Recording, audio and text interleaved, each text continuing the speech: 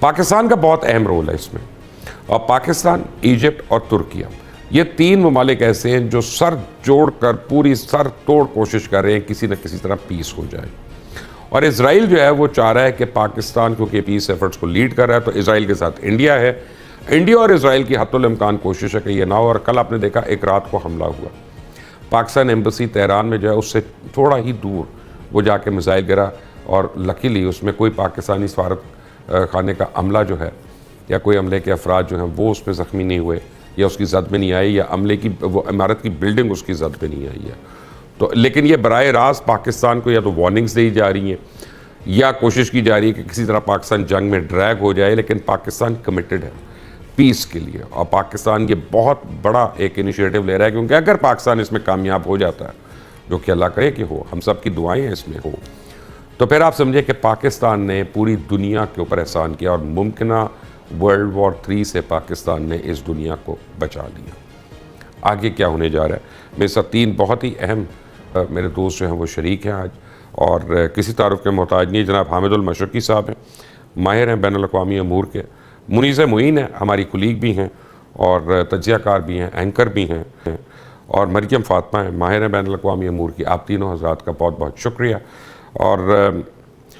ویسے تو ہم لیڈیز فرسٹ کرتے ہیں، لیکن عامر صاحب آپ اکیلے ہیں ہمارے یہاں پہ، تو پھر آپ سے شروع کرتے ہیں. پہلے آپ ہمیں بتا دیں اس پہ رائے کیا. بہت آپ نے بڑا کمپریہنسو انٹرو کیا مبشر لقمان صاحب، based on absolutely every thing on reality. بات یہ ہے کہ دنیا ایک بار ایسی جگہ پر کھڑی ہے جہاں پر اب تیسری ورلڈ وار کے قریب کھڑے ہیں ہم بدقسمتی سے. لیکن اگر اس کو ساری چیز کو اگر کوئی بچا سکتا ہے تو وہ اس وقت یہی صورتحال ہے کہ یہ جو مذاکرات کی کوشش ہو رہی ہے پاکستان، ترکی اور مصر کر رہے ہیں، اس کو کسی نہ کسی طرح کامیاب کروایا جائے. اچھا، آج میں نے ایک آرٹیکل لکھا اور اس کا ٹائٹل ہی میں نے یہ دیا کہ از ٹرمپ بائنگ دا ٹائم، یعنی کیا ٹرمپ کی یہی کوشش تھی جو 5 دن 6 دن کا اس نے ایک وقفہ لیا تاکہ اس کے جو پیرا ٹروپرز ہیں، جو اس کے گریلا اسپیشلسٹ ہیں، جو اس نے ہزار لا رہا ہے، وہ پہنچ جائیں. اور وہ بالکل پہنچ گئے. اور آپ نے دیکھا کہ وہ اپنا جو جہاز ہے وہ بھی فورٹ بھی لے آیا ہے. اور تیسری بات یہ جو سب سے امپورٹنٹ ہے وہ یہ ہے کہ میں یہ سمجھتا ہوں کہ ابھی تک جنگ جو تھی ایئر بورن جنگ کی وجہ سے وہ ایک ایسے فیز میں تھی جس کے اندر مذاکرات بھی ہو سکتے ہیں، جس کے اندر کوئی سیز فائر بھی ہو سکتا ہے. اگر ایک بار ٹرمپ نے نیتن یاہو کے اور یہودی لابی کے جال میں پھنس کے ٹروپس اتار دیے تو ہم یہ بات جانتے ہیں کہ وہاں پر ایران کی طرف سے بہت بڑی تیاری بھی ہے. یہ حراک جزیرے کے بالکل پاس ہی ان کی سب سے بڑی ایران کی ملٹری بیس ہے بندر عباس کی، اور اس کے اوپر انہیں 1.5 لاکھ سے زائد. عامر صاحب اس کو ذرا سا ٹھہر گئے، ہم کیونکہ میں اور آپ تو ہم فوج کے لوگ نہیں ہیں تو ہم ٹیکٹکس پہ کیا بات کریں. ایک بیسک بات کر لیتے ہیں کہ اگر ڈیزل کی ترسیل رک جاتی ہے جو کہ رکنی ہے پھر وہاں سے، تو گاڑیاں تو چلیں ہم پیدل چل لیں گے، سائیکل چلا لیں گے، اور لیکن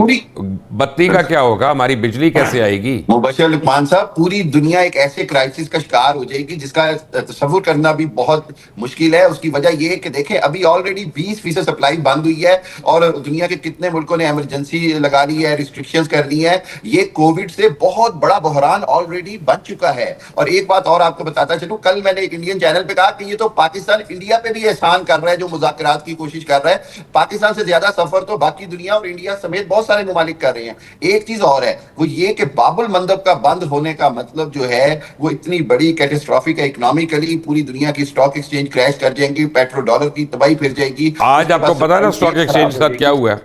یہ میں کہہ رہا ہوں نا، آج تو $1 ٹریلین نکل گیا نا. بالکل ایسے ہی ہے. اور امریکہ کا دیکھیں نا، اب بلینز آف ڈالر جا رہے ہیں، اور 3 بار انہوں نے بیچ میں بریکس لی ہیں سٹاک ایکسچینجز نے کہ اتنی تیزی سے ڈراپ ہو رہی تھی، کریش ہو رہی تھی سٹاک مارکیٹ. اور کیونکہ ڈالر سب سے بڑا تو کروڈ آئل کے اوپر بیس کر رہی ہوتی ہیں، چاہے وہ ڈو جونز ہو، چاہے وہ NYSE ہو، چاہے وہ فرینکفرٹ سٹاک ایکسچینج ہو. تو یہ ساری چیزیں جو ہیں، چلیں آگے آتے ہیں. یہ پوچھتے ہیں ذرا منیز ہے، your 2 cents on it.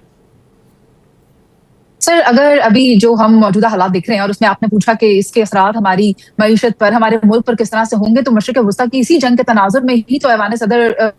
عسکری قیادت اور اس کے علاوہ تمام اسٹیک ہولڈرز نے یہ طے کیا کہ ہم اس کو کس طرح سے مینج کریں گے، اور اس کے اندر پورے جو صوبائی قیادت ہے ان کو بھی انگیج کیا گیا اور آسٹیریٹی ڈرائیو کا آغاز کیا گیا، جس کے اندر صوبوں کی جانب سے تو ہمیں تعاون نظر آ رہا ہے،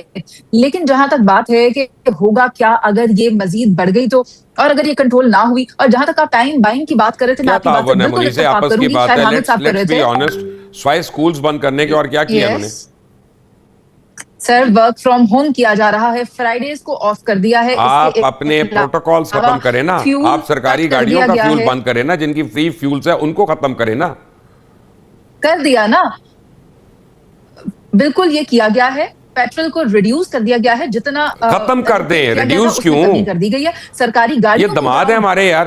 ختم کریں اس کو۔ سر سب کو اس میں تعاون کرنا ہوگا، سر اس میں سب کو تعاون کرنا ہوگا، یہاں تک کہ جو سرکاری گاڑیاں بھی منیزہ آپ کو تعاون میں بتاؤں کیا ہوتا ہے، آپ کو تعاون بتاتا ہوں کیا ہوتا ہے، آپ ذرا کمپیئر کریں کہ کل ایران میں جتنی بھی یہ ہے نا ریٹیل آؤٹلیٹس جو گروسری سٹورز ہیں سارے کے سارے، ان سب نے اپنے اپنے علاقے میں لوگوں کو کہا کہ تم آ کے جتنا سامان لے کے جا سکتے ہو لے جاؤ، اور اب پیسے جنگ کے بعد دینا، کیونکہ انہوں نے کہا کہ اب ان کے بائنگ پاور نہیں ہے، ان کو اس وقت ہم نے بھوکا نہیں رکھنا، نہ چیزوں کی قیمتیں مہنگی کرنی ہے، یہ ہے کلیکٹیو کمپرومائز یا سیکریفائز، معذرت کے ساتھ ہم نہیں کر رہے ہیں۔ یہ تو بہت اچھی بات ہے مبشر صاحب، لیکن ابھی الحمدللہ ہم ایک نیوکلیئر اور سیف سٹیٹ ہیں، یہاں پر ہماری حکومتیں ہمیں پوری طرح سے اشور کر رہی ہیں کہ ہم کس طرح سے لانگ رن میں چل سکتے ہیں، ابھی کیونکہ ہم بھی اسی خطے میں موجود ہیں جو جنگ کی وجہ سے متاثر ہو رہا ہے، انکلوڈنگ چائنا ہو، رشیا ہو، انڈیا ہو، پاکستان ہو، اور وہی بات کہ بھارت کو ہمارا حصہ مند ہونا چاہیے، جبکہ جے شنکر جو اسٹیٹمنٹ دیتا ہے وہ یہ کہتا ہے کہ بھارت عالمی سیاست میں دلال کا کردار، اس کے مطلب کیا بات کرنی، کیا یہی بات اپنا وہ ڈونلڈ ٹرمپ کو کہے گا جو کہتا ہے کہ میں نے 8 جنگوں میں میڈیشن کرائی ان کو رکوایا؟ کہہ ہی نہیں سکتا سر، وہ یہ کام کر ہی نہیں سکتے۔ اور جہاں تک بات ہے امریکہ کی، سر امریکہ اسرائیل کے لیے ٹائم بائی کر رہا ہے، ایران نے اسرائیل کی اینٹ سے اینٹ بجا دی ہے، اسرائیل کے پاس اب اپنا دفاع کرنے کی وہ کیپیسٹی موجود نہیں ہے، اور اگر ایران ابھی جو یہ کہہ رہا ہے کہ وہ رکنے کو تیار نہیں ہے، وہ مذاکرات نہیں کرے گا اور وہ پورا انتقام لے گا، تو پھر اس کے بعد امریکہ ابھی یہی کہے گا جو وہ کہہ رہا ہے کہ تھوڑا ٹھہر جاؤ، ابھی ہم آپ کے نیوکلیئر ایسٹس کو یا وہ آپ کی جو یورینیم سٹوریجز ہیں ان کو اٹیک نہیں کریں گے، لیکن اگر انہوں نے یہ غلطی کی کہ ڈی سیلینیشن پلانٹس کو اٹیک کیا یا انرجی پلانٹس کو اٹیک کیا، کمیونیکیشن نیٹ ورک کو ڈسٹروائے کرنے کی کوشش کیا، تو پھر ان کے ساتھ جو ہوگا وہ یہ تصور بھی نہیں کر سکتے۔ اس وقت پوری دنیا میں جہاں کہیں پر بھی مسلمان بستے ہیں ان کے دل جو ہے وہ ایرانیوں کے ساتھ مریم آپ بتائیں مجھے، یہ پہلے مریم کے پاس آ جائیں کیونکہ وہ کافی دیر سے ویٹ کر رہی ہیں۔